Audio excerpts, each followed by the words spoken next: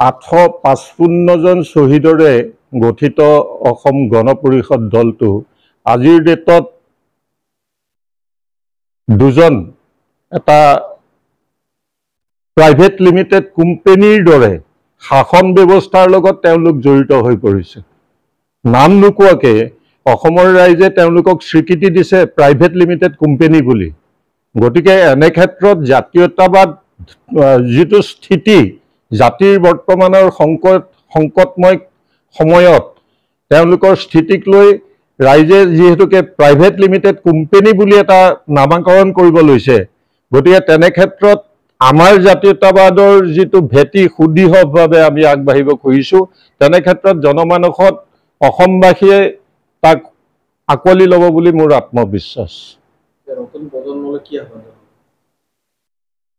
নতুন প্ৰজন্মৰ ক্ষেত্ৰত আজি সজাগতাভাৱে তেওঁলোকৰ উঠি অহা প্ৰজন্মক তেওঁলোকৰ উজ্জ্বল ভৱিষ্যত গঢ়াৰ যিটো পৰিকল্পনা, সেই পৰিকল্পনাৰ আঁত ধৰি মই কওঁ যে জাতীয়তাবাদী একমাত্ৰ অসমৰ কাৰণে সুপথ ইয়াক গ্ৰহণ কৰিব লাগে আৰু তেওঁলোকৰ উজ্জ্বল ভৱিষ্যতৰ উঠি অহা প্ৰজন্মক তেওঁলোকে হাত ধৰি পেলাই জাতীয়তাবাদক প্ৰতিষ্ঠা কৰাই তেওঁলোকৰ মূল লক্ষ্য হ'ব বুলি মই আশা কৰোঁ।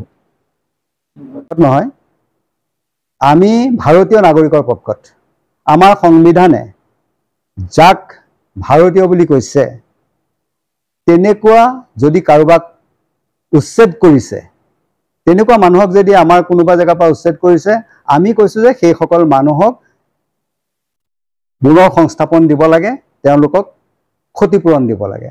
আৰু যদি তাত বিদেশী বুলি তেওঁলোকে, চৰকাৰে কিন্তু বিদেশী বুলি কৈ আছে দেই, আপোনালোকে এটা নোট কৰিব কথাটো, চৰকাৰে বিদেশীক উচ্ছেদ কৰিছোঁ বুলি কৈছে। যদি বিদেশীক উচ্ছেদ কৰিছে সেইটোতো আমি একদম সমৰ্থন জনাইছোঁ, চৰকাৰৰ লগত আমি নিশ্চিতভাৱে আছোঁ, সহযোগ কৰিম। কিন্তু বিদেশী বুলি উচ্ছেদ কৰা মানুহখিনি চৰকাৰে ক'ত পঠাইছে আমাক হিচাপটো দিব লাগিব, ৰাইজক হিচাপটো দিয়ক যে আমি 10,000 মানুহ বিদেশী বুলি আমি উচ্ছেদ কৰিছোঁ, তেওঁলোকক আমি সীমান্ত বাহিৰ কৰি থৈ আহিছোঁ, আমাক দেখুৱাওক সেইটো। আমি বিদেশীৰ পক্ষত নাই, আমি ভাৰতীয় নাগৰিকৰ পক্ষত আছোঁ।